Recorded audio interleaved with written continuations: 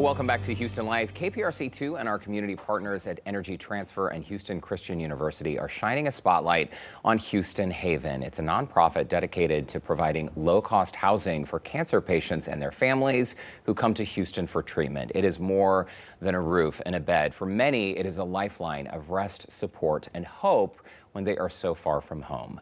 Joining us now, Houston Haven's founder, Jane Nodskov, and Abby Schwartz, a mom currently staying in one of Houston Haven's homes while her daughter undergoes treatment. Your daughter, she's 2.5 years old. She is. She was diagnosed at 5 months old? She was, yes. And this is something that, Jane, when families have a diagnosis like this, the world just kind of stops, right? And suddenly you have to figure out how to save your loved one.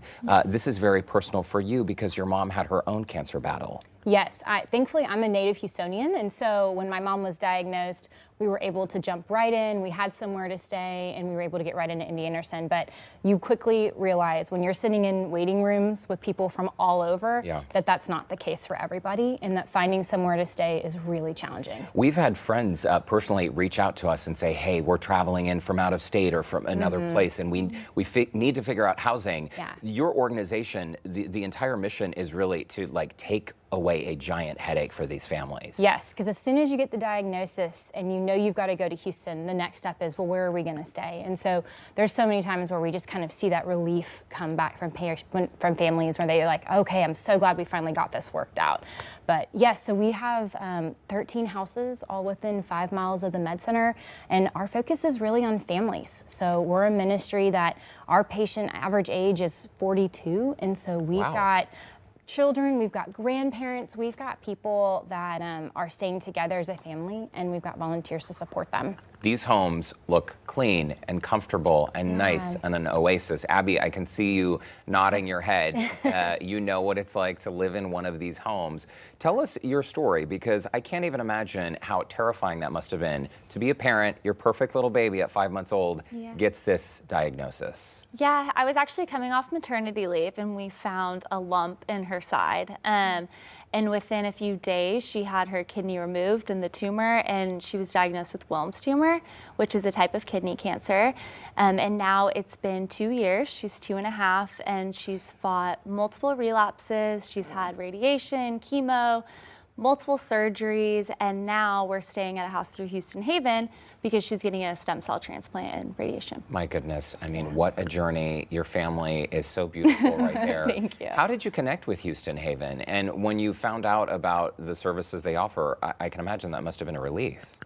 Yes, we were connected through a friend in Austin who has a personal connection to the organization, and it was very fortunate because it was within about 3 weeks of needing to be in Houston for her transplant. And with that, we were very stressed about having to spend a significant amount of money on housing. Of course. Or do we split apart as a family? And so it was a huge relief to not have that burden at all. Really. And this allows you all to stay together and to grow together and get through this together. Jane, because you were local and you said, you were in waiting rooms and seeing people traveling in, what was the spark that really caused you to create what Houston Haven has become today?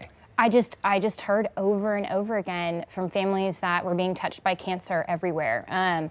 When we had this idea, we reached out to our friends and family, and we just heard over and over again how immense the need was.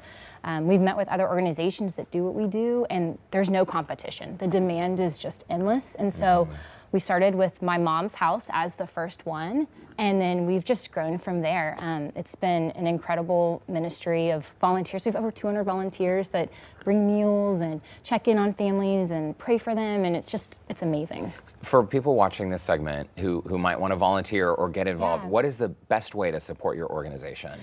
So you can go to our website, which is houstonhaven.com, and if you want to volunteer, it's an amazing way to volunteer with your family. I've got 2 young kids, and I bring them with me. It's a great way as a family to serve.